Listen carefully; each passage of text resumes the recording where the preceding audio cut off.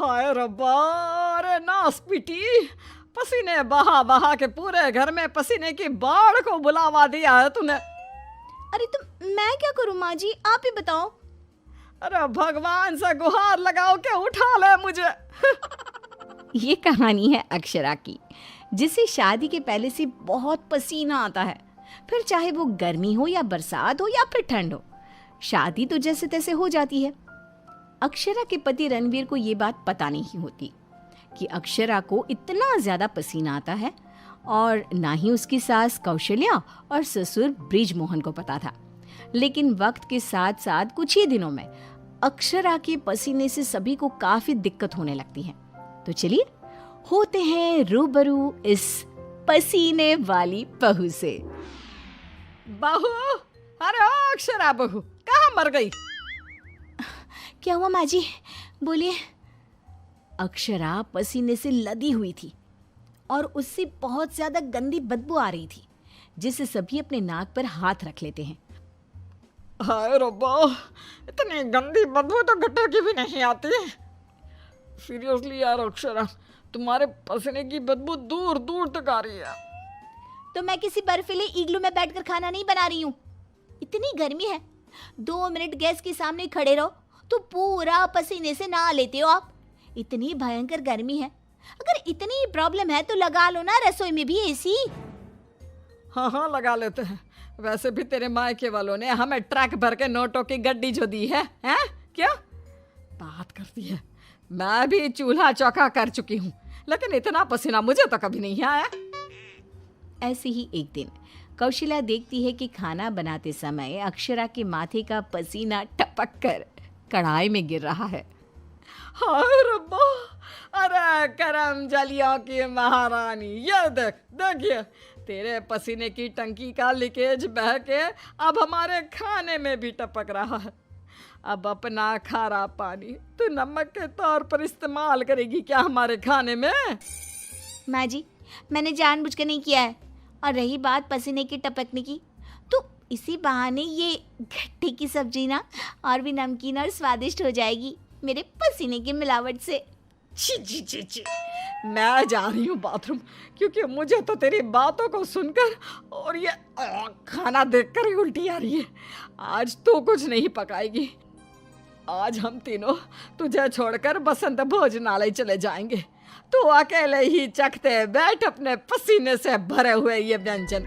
अगले दिन जब रणवीर दफ्तर से घर आता है, तभी वो अपने कमरे में अक्षरा से कहता है, अक्षरा, कल बॉस की वाइफ का बर्थडे है, इसलिए उन्होंने हमें खास न्योता दिया है, तो तुम और मैं कल पार्टी में जाएंगे।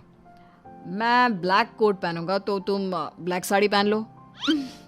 ओके पति जी, और कोई आदेश? नहीं नहीं, आदेश नहीं, लेकिन एक रिक्वेस्ट है। वैसे तो पार्टी में एसी होगी, लेकिन फिर भी ना तुम पूरी परफ्यूम की बोतल को अपने ऊपर छिड़क के ही चलना। एक क्या, मैं तो कहता हूँ 5 चाय बोतल को छिड़क लो ना, क्योंकि अगर किसी ने तुम्हारे पसीने की बदबू को सूंघ लिया ना तो फालतू में सीन क्रिएट हो जाएगा वहां पर, ठीक है? मुंह टेढ़ा करके अक्षरा जवाब देती है, ठीक है, लगा लूंगी, खुश। अगले दिन पार्टी के लिए अक्षरा सच में 5 परफ्यूम की बोतल को अपने ऊपर छिड़क कर सच धज के रणवीर के साथ पार्टी में चली जाती है। पार्टी में एसी थी, इसलिए पहले के 15 से 20 मिनट तो कुछ भी नहीं हुआ, लेकिन उसके बाद से जो अक्षरा को पसीने छूटने शुरू हुए कि बस वो पसीने से भीग कर गीली होती ही जा रही थी, और उसकी बहुत गंदी बदबू भी आने लगी, जिसको सुनकर पार्टी के गेस्ट आपस में बात करने लगे। अरे ये इतनी गंदी बदबू कहाँ से आ रही है? शायद किसी के जुराबों की गंदी बदबू है ये। जुराबे नहीं, मामला कुछ और ही है जनाब। इतनी बड़ी 5 स्टार पार्टी में पता नहीं कहाँ से घुस गया कोई गटर का कीड़ा। तभी रणवीर अक्षरा को धीरे से कहता है, तुम्हें कहो तो ना परफ्यूम, पाउडर और साबुन से 10 बार नहाना। लेकिन तुम्हें तो पता है ना कि मुझे पसीने छूटते ही हैं, चाहे कितना भी कुछ भी कर लूं। और उनकी ये बात बगल में खड़ी एक बूढ़ी औरत सुन लेती है और वो बवाल मचा देती है। अरे बाप रे, ये गंदी महक तो यहाँ से आ रही है। रणवीर की बीवी से देखो तो पूरे कपड़े भीग गए इसके पसीने से। सभी रणवीर और अक्षरा पर बहुत हंसते हैं। रणवीर घर जाने के बाद अक्षरा को खूब डांटता है। मिला देना पानी में मेरी पूरी मेहनत से कमाई हुई इज्जत। अरे अक्षरा बहू, किस मिट्टी की बनी हो तुम, जो पसीने का झरना बहता ही रहता है तुम्हारे बदन से 12 महीने और 24 घंटे नॉन स्टॉप। अरे अभी तो इस कलमुहे के कलेजे को ठंडक पड़ी होगी। लोगों के कुंडली में मार्केश दोष होता है, लेकिन हमारी बहू की कुंडली में पसीना दोष है। अक्षरा को अपने ससुराल वालों की बातें सुनकर बहुत बुरा लगता है, लेकिन फिर भी वो कुछ नहीं कहती और अपने पसीने बहने को अपनी गलती मानकर चुप रह जाती है। दिन बीतते जाते हैं, गर्मी का प्रकोप बढ़ते जाता है और अक्षरा के लिए गर्मी और भी बड़ी मुसीबत बन जाती है। उसे पसीने से पूरे हाथ, पांव, गले, चेहरे और बदन पर घमौरियां आ जाती है, जिसके कारण उसे खूब जलन महसूस होती है। बहुत जलन हो रही है। माँ जी ने एसी का रिमोट भी छुपा के रखा है, इसलिए ताकि मैं एसी ना लगाऊं और बिजली का बिल बच जाए। मम्मी जी, बहुत आग लग रही है। अक्षरा जाकर बाल्टी भर पानी अपने आप पर डाल देती है, तब जाके उसे थोड़ी सी राहत मिलती है। अक्षरा के पसीने से तंग आकर कौशल्या अब दिन रात घर में अगरबत्ती और अरोमा कैंडल जलाती। अच्छा हुआ जो रणवीर ने ये खुशबू वाली मोमबत्तियां ला कर दी, इनसे हर जगह अच्छी महक आ रही है। हाँ कौशल्या, बड़ी अच्छी सुगंध है, अगरबत्ती और मोमबत्ती दोनों की भी।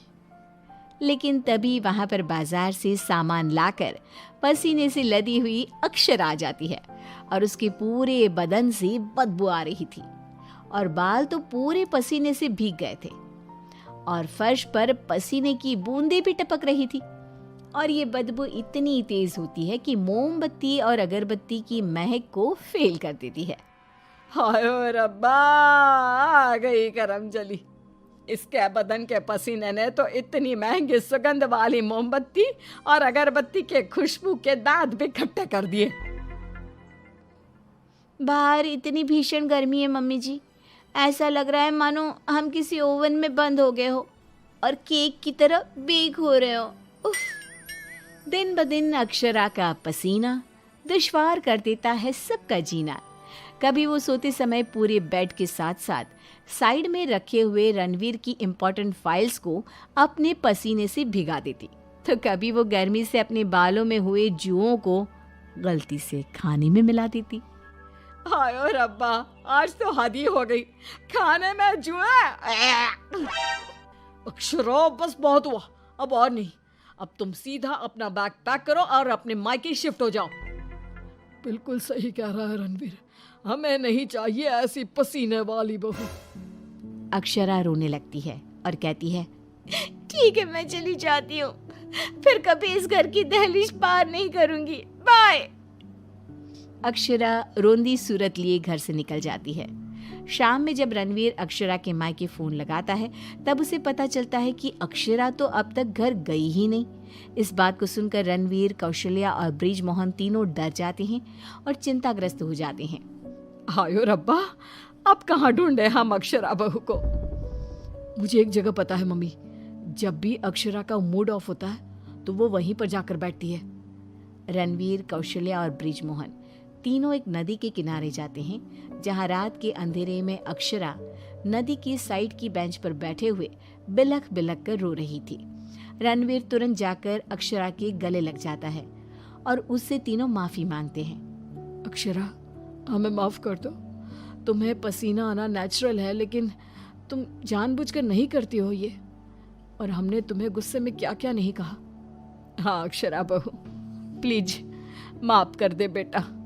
तेरे इस पसीने को ना मैं यूं मिनटों में चुटकी बजाकर आयुर्वेदिक और घरेलू उपायों से भगा दूंगी, तू देखना बेटा। हाँ, और अगर उससे भी ना होए तो मेरे पहचान में मेरा एक डॉक्टर दोस्त है, तुम्हारे इस पसीने की तकलीफ का हम सब मिलकर डट कर सामना करेंगे। Thank you. देर से ही सही आप लोगों को मेरा दर्द समझ में तो आया। मैं बहुत लकी हूँ कि मुझे आप जैसे ससुराल वाले मिले। इस तरह ससुराल वाले आयुर्वेदिक उपायों से अक्षरा के पसीने की तकलीफ को मिटा देते हैं और अब उसे मामूली पसीना ही आता है और वो एक सुखी और चैन भरी जिंदगी बिताने लगती है।